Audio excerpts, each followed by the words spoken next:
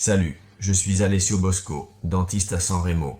Dans cette vidéo, je veux te montrer comment les cliniciens choisissent-ils quel implant mettre et où le mettre. Maintenant, je change l'écran et je vous montre. Voici, ceci est un cas réel. Ceci est l'examen Cone-Beam, tel que je le reçois du radiologue. Le patient est venu dans ce centre de radiologie pour passer cet examen 3D à faible dose de rayonnement.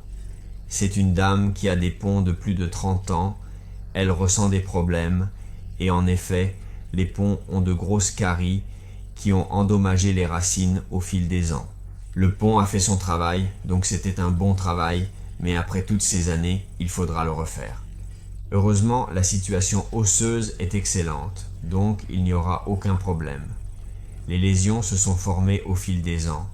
L'os disparaît autour de la dent infectée depuis de nombreuses années. La situation osseuse est excellente, donc aucun problème à remplacer et refaire le même pont, soutenu par les dents naturelles par 2 implants. Alors essayons de mettre des implants. On choisit ici, on crée un implant, on place un implant, c'est l'implant standard que j'utilise toujours, c'est un implant de 3,7 dB mm de longueur. Je pourrais essayer de mettre un implant plus gros et plus long, mais honnêtement, je trouve que plus de 10 mm de longueur est contre-indiqué, car avec 10 mm, nous sommes à une distance de sécurité, nous avons peu sollicité la structure osseuse et l'implant aura de bonnes chances de succès.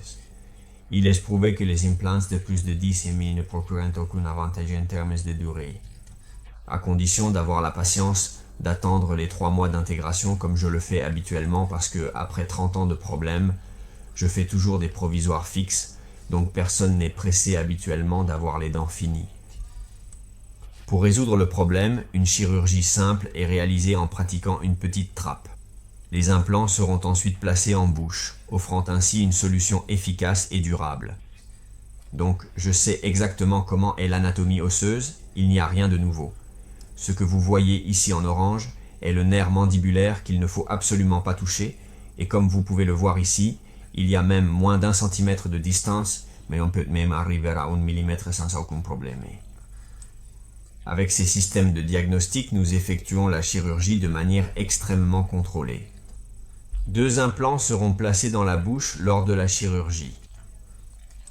La mâchoire est transparente et aucun risque de dommage n'est à craindre, même à distance, donc nous serons tranquilles.